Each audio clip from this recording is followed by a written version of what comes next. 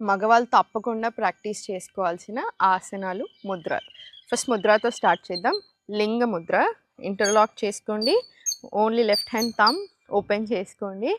So మగవాళ్ళ కోసం చెప్తుంటే పిట్టలు కూడా అరుస్తున్నాయి. సో శివలింగ ముద్ర, లింగ ముద్ర అంటారు.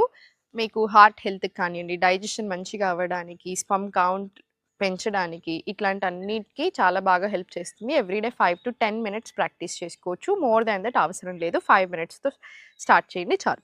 సెకండ్ వచ్చేసి asanas.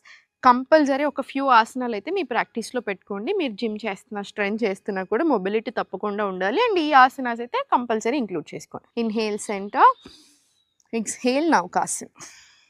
Inhale center, exhale Naukasan. ఇవి నౌకాసన మాత్రం ఒక 10 rounds వచ్చేలాగా చూసుకోండి. సెకండ్ మలాసన. మీకు ఇంతకుముందు కూడా నేను ఆల్రెడీ మగవాళ్ళు తప్పకుండా చేసుకోవాల్సినవి చూపించాను. సో తక్కువ